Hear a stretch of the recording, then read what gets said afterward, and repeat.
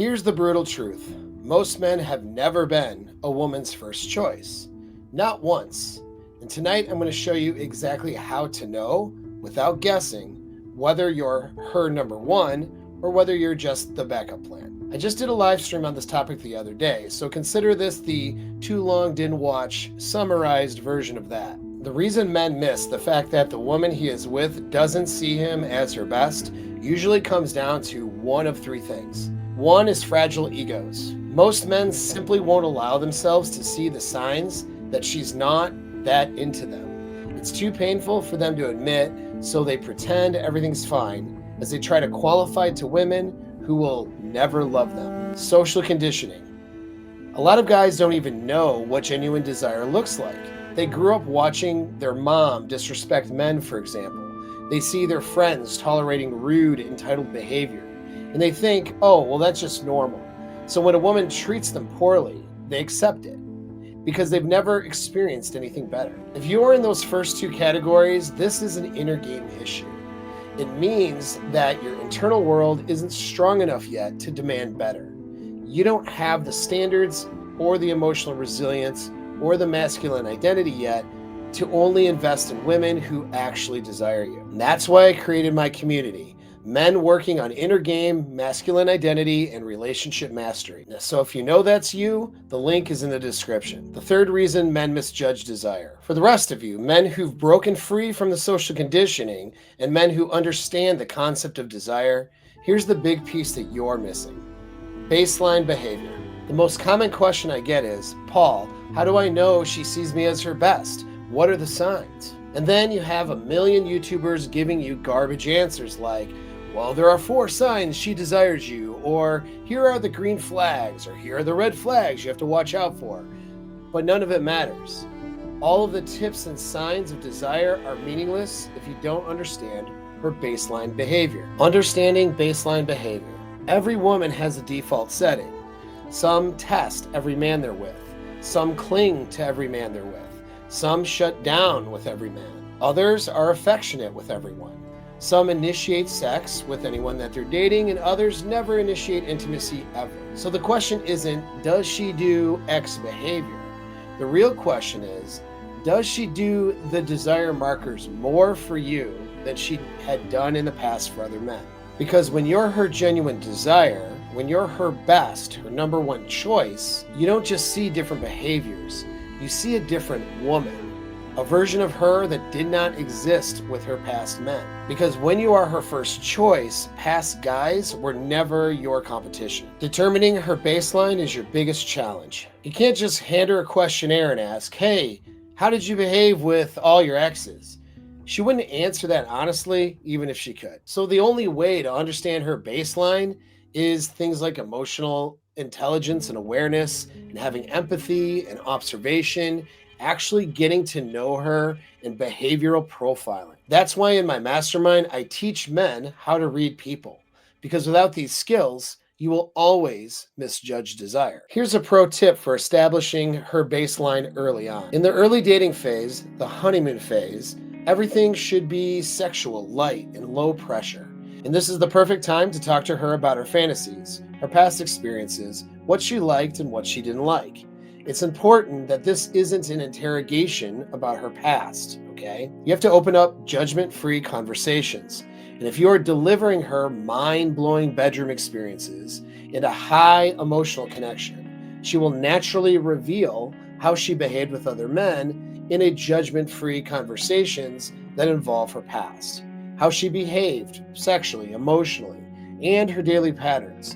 And that gives you the comparison point for how she behaves with you. Now let's get into signs of genuine desire. She initiates physical encounters. This means that when you're with her, she initiates sex, touch, and affection. But remember, that is measured against her baseline. Highly submissive women often will never initiate sex at all. So you have to measure this behavior against her baseline behavior, or you'll get it wrong. So is she naturally more reserved? Well, then even small initiations of affection would mean a lot in that case. If she's naturally clingy and the type who initiates sex and affection with any man that she's with, well, what's the difference then between you and them? Does she become hungry for having your physical presence in ways that she hasn't experienced before, or is what she doing just habitual? So that's something that you need to figure out. So whatever her baseline is, when she desires you, her body physically wants you, and her behavior will demonstrate that. Your attention hits her harder. A woman who genuinely desires you reacts differently to your attention than any other man. Your presence affects her, your distance affects her, and your words stick. Even the most independent women become sensitive to your energy specifically. Her nervous system responds to you, not just to men in general. So you will notice that a woman who is with a man who she sees as her best will naturally close her options off. She won't be signaling to other men or seeking their attention. But again, you have to measure this against her baseline of behavior. A more extroverted woman, for example, will still be social with men as well as with women, and that doesn't necessarily mean that she's signaling availability. But every woman, regardless of how social she is, sexually signals to men in general in some ways when she feels that she's available. So when she is with her number one guy, as long as she's still capable of pair bonding, doesn't have toxic habits, and she isn't looking to mate switch, well, then she won't feel that availability like a single woman would. And she wouldn't do the same subtle signs of signaling that she had always done previous to you. She mirrors your standards. Women tend to mirror the man that they respect and desire the most. If she respects you and she sees you as her number one, she will start to adopt your values, your habits, and even your worldview. If she's been rebellious or chaotic with other men, she becomes at least more cooperative with you, even if it's a struggle for her to do so. If she's always ignored boundaries in the past, well, she works to honor yours. Genuine desire produces alignment. She wants to fit into your world. Emotional transparency. When you are her best, she opens herself in ways she never did before. Now, let's kill this myth. High desire does not mean low drama. High desire often brings more emotions, not less. Why? Because when a woman feels genuine desire, what follows is dread. That's a fear of losing you. So her insecurities, fear, anxiety, they all come to surface. Avoidant women, for example, might open up, but then they might panic and withdraw again. Anxious women might even get more emotional. So it kind of depends on who she is. Once again, that baseline thing. So that emotion she has is part of her investment, and that investment creates a little bit of anxiety. A calm but apathetic woman with zero emotional waves, that's usually due to low desire. She's calm because she doesn't care. Now, this doesn't mean to choose toxic women and mistaken toxicity for desire either. Obviously, that's not what you want to do, but it means that you should expect some level of emotional reaction that a healthy girl will have to work through. And healthy women will work through these emotions in healthy ways. That's actually a sign that she sees you as her best. She fights for the relationship. With men that she doesn't value, she is way too willing to check right out. Think about it. Why would she put in effort with a guy who is a placeholder or who is her second choice, right? So she withdraws, she stonewalls, she ghosts, she does the bare minimum. But with a man she desires, she fights for that guy. She repairs, she apologizes, she tries. She actually cares about losing that guy. Effort is a consequence of her desire. And that is why desire is so important, because without desire, you're not going to win her effort. So if her effort is low, well, you already have your answer. She respects your boundaries. When you're her highest desire, she will respect your standards and boundaries more than she has every other man in her past. Now, we need, however, a disclaimer for 2025 here. You see, women today are socially conditioned to be disrespectful to men. And when a man has standards, she's been told that means that that guy must be controlling or misogynistic. So this means that women will often desire a man completely, but still not want to respect his standards or boundaries.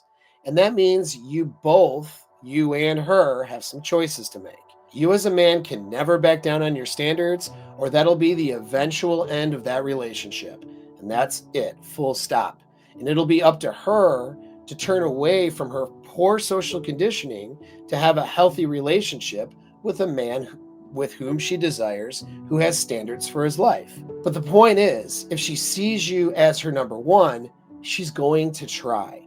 This means where she would have disregarded boundaries in the past, she considers doing something different for you because she doesn't want to lose you. Now, whether or not she can actually do that and be a healthy long-term companion, well, you will have to see.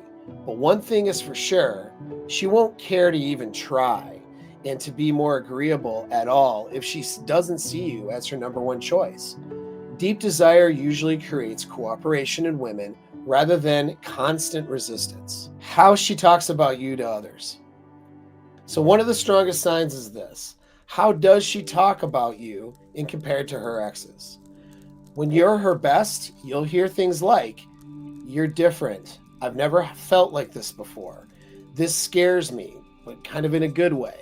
I trust you and I don't know why." And it's not even what she says necessarily, it's how she'll look at you.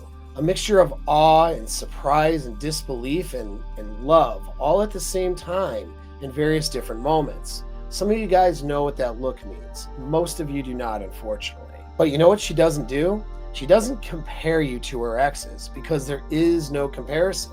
You're in a different category of man entirely. So when the topic of exes comes up between either you and her or her and her friends or other people, she talks about them like they're in the past in such a way that it's subtly devaluing, as if her exes are guys that she would be ashamed to be with if it were today. Because when she is with her number one guy, everyone else below that is a distant memory in her mind and one that she would rather not revisit. Most men settle for being tolerated, for being accepted, or even for being used. But when you're her genuine desire, when you're her number one, you never have to guess. Her behavior tells the truth.